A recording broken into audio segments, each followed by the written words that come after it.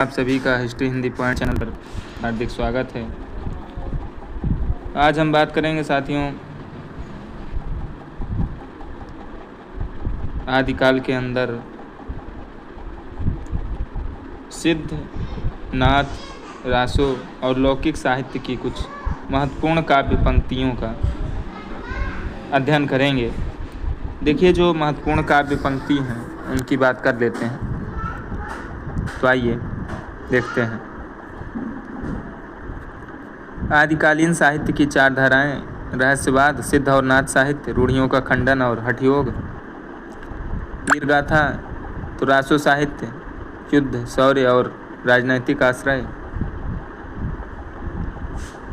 भाषा के मूल तो अपभ्रंश और जैन काव्य, भाषा का प्रारंभिक स्वरूप, लोक जीवन, विद्यापति और खुसरो, श्रृंगार, पहेलियाँ और खड़ी बोली का उदय। आगे बढ़ते हैं। देखिए साथियों, आचार्य देवसेन की रचना जैसा कि श्रावकाचार है, तो एक पंक्ति है: जो जीर्ण सासण भासिउ सो मई कहु सारू।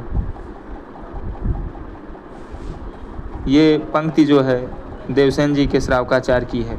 जैन धर्म के शास्त्रीय उपदेश का प्रारंभिक स्वरूप है। बस हमको ये ध्यान में रखना है कि ये पंक्ति किस रचनाकार की है,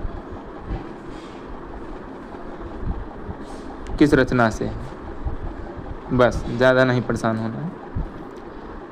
हेमचंद जी की एक पंक्ति है, देखिए: भल्ला हुआ जो मारिया बहड़ी महारा कंतु। व्याकरण के नियमों से इतर युद्ध में पति के मारे जाने पर एक छत्राणी के गर्व की स्वाभाविक लोक अभिव्यक्ति इस पंक्ति में हुई। आगे बढ़ते हैं। सिद्ध साहित्य, पाखंड का खंडन। उन्होंने देखिए क्या कहा: पंडित सहल सत्य बखाणई देह ही बुद्ध बसंतन जानई। अर्थात इसका अर्थ है, पंडित सारे शास्त्रों का बखान करते हैं, लेकिन शरीर में ही निवास करने वाले बुद्ध अर्थात ज्ञान को नहीं जानते। इसका तात्पर्य यह है कि सरहपा ने बाह्य आडंबरों का विरोध किया और सहज ज्ञान मतलब कि प्राकृतिक और सहज जीवन की नींव रखी।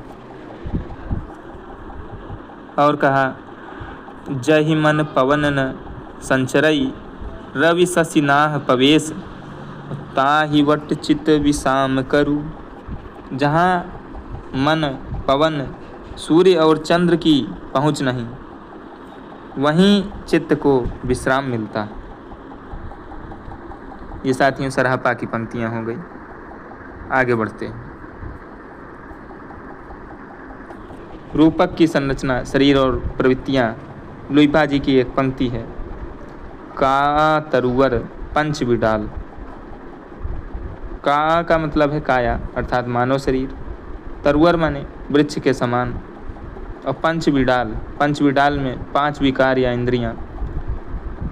इसमें आते हैं काम, क्रोध, मोह, मद, मात्सर्य या मत्सर, जो शरीर रूपी वृक्ष को क्या करते हैं, नष्ट करते हैं।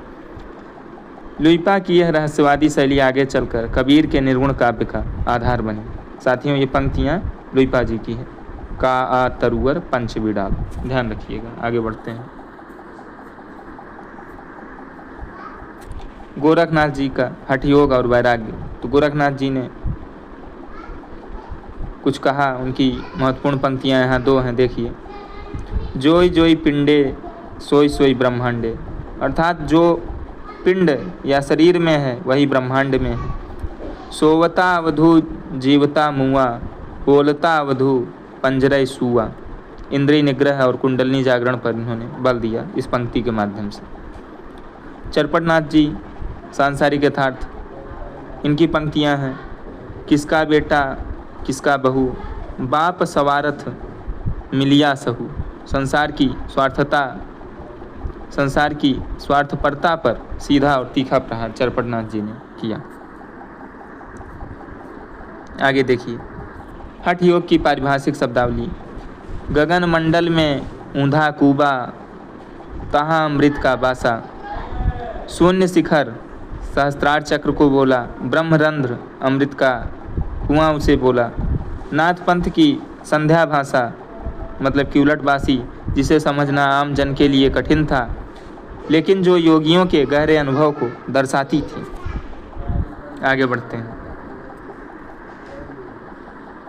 तुलनात्मक दृष्टि सिद्ध बनाम नाथ साहित्य। तो आधार दर्शन है सिद्ध साहित्य का, सहज ज्ञान भोग से योग की यात्रा सिद्ध साहित्य वालों ने मानी, मतलब सिद्धों ने मानी। नाथ साहित्य वालों ने हठ योग कठोर वैराग्य को मतलब आधार बनाया, आगे बढ़ाया। नारी के प्रति दृष्टिकोण।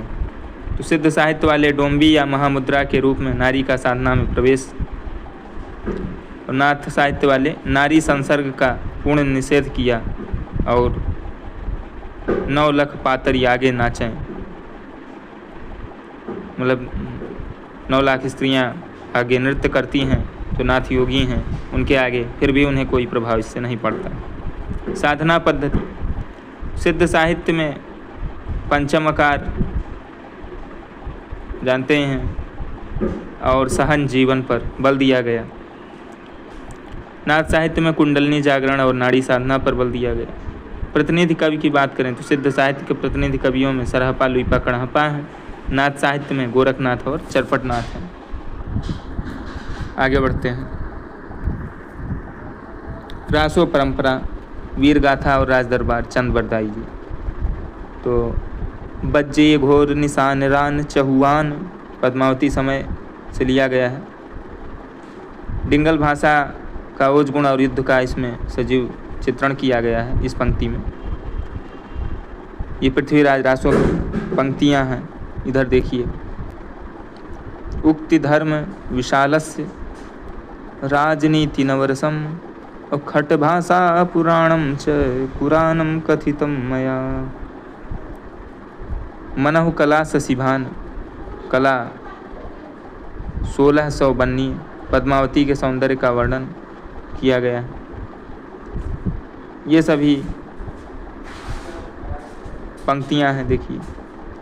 पृथ्वीराज रासो केवल युद्ध का विवरण नहीं है, बल्कि यह राजनीति, षड्भाषा और श्रृंगार का एक महाकाव्य है। ये हमारे पृथ्वीराज रासो की मतलब पंक्तियां हो गई। आगे बढ़ते हैं।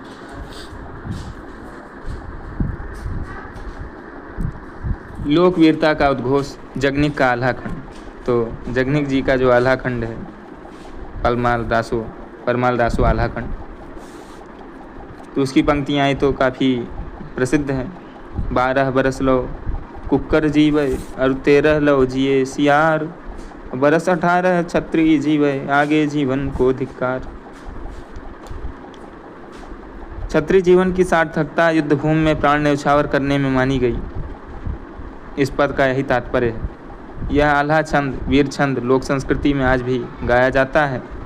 इसका अर्थ है कि 12 वर्ष लोग कुक्कर जीवे, अर्थात 12 वर्ष तक कुत्ता जीवित रहता है, और 13 लो जिए सियार, और जो सियार होता है वो 13 वर्ष तक जीता है या जीवित रहता है, और 12 वर्ष तक कुत्ता, 13 वर्ष तक सियार जीवित रहता है, और बरस 18 छत्री जीवे, अर्थात 18 वर्ष तक छत्री जीविता है। आगे जीवन को धिक्कार, और उसके आगे के जीवन को धिक्कार है, मतलब 18 वर्ष तक ही छत्री जी ही पाता है। आगे बढ़ते हैं। विद्यापति, मैथिल कोकिल जिन्हें कहा जाता है। कीर्तिलता में इन्होंने कहा है कि देसिल बैना सब जन मिठा, ताय ताय संजम पवो अभट्टा। अभट्ट जो भाषा थी उसको लेकर के कहा, देसी भाषा, अपनी स्थानीय भाषा जो मैथिली है उसमें मिठास है जो आम जन तक पहुंचती है। बालचंद विज्जा बहु भाषा, दुहू नहीं लग गई दुज्जन हासा। पुरुष कहानी हों कहो जसु पंथावे पुण्य, दरबारी और ऐतिहासिक आख्यान की भाषा। विद्यापति ने भाषा को कठोर व्याकरणिक बंधनों से मुक्त कर लोक संवेदना के करीब लाया। ये विद्यापति जी की पंक्तियां हो गई। आगे बढ़ते हैं। विद्यापति की पदावली, सौंदर्य और श्रृंगार। तो विद्यापति की कुछ और पंक्तियां देख लीजिए। कनक कदली पर सिंह समावर, तापर मेरु समाने। कनक कदली पारंपरिक उपमानों का इन्होंने अद्भुत प्रयोग किया, जैसा कि विद्यापति श्रृंगारी कवि हैं। तो कनक कदल का मतलब है इनका जंघा, जंघा को कनक कदली कहा। और सिंह को कटी बताया, कमर नायिका का जो कटी है वो सिंह है, जंघा उसकी कनक कदली है। वत्स अर्थात जो उसका नायिका का स्तन है वो मेरु पर्वत के समान बताया, अर्थात मेरु पर्वत के समान ऊंचा है। तो इस प्रकार से मतलब कि पारंपरिक उपमानों का इन्होंने अद्भुत प्रयोग किया है। खने खने नयन कौन अनुसरई, चंचलता का इन्होंने देखिए वर्णन किया। सरस बसंत समय भल पावली, दक्षिण पवन वह धीरे, प्रकृति और प्रेम का वर्णन किया। माधव हम परिणाम निराशा, भक्ति का पुट इन्होंने दिखाया। आगे बढ़ते हैं।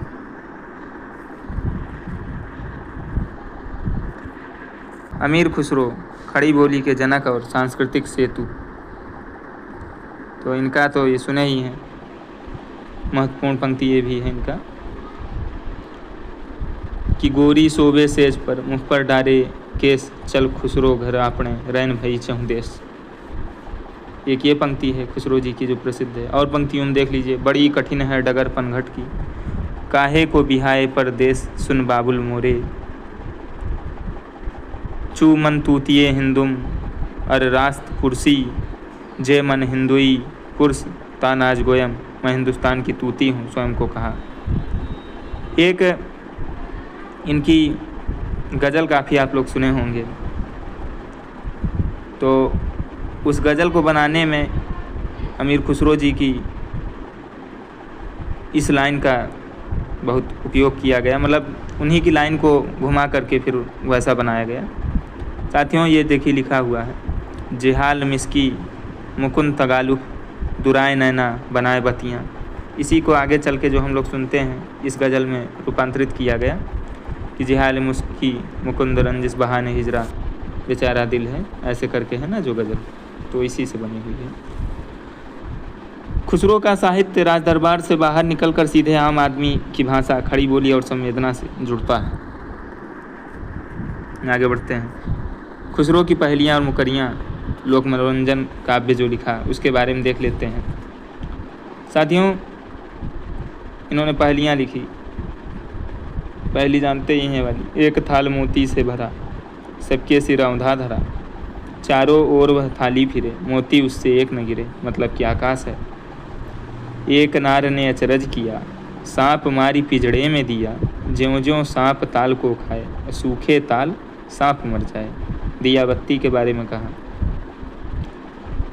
इनकी मुकरियाँ की अर्थ तो इसका बूझेगा, मुँह देखो तो सूझेगा। तर्पण के बारे में कहा, शीशा के बारे में। यह केवल मनोरंजन नहीं था, बल्कि खड़ी बोली के व्याकरण और शब्द भंडार को गढ़ने की एक सचेत प्रक्रिया थी। आइए साथियों आगे बढ़ते हैं। निष्कर्ष, भाषा का सफ़र अपभ्रंश से खड़ी बोली तक।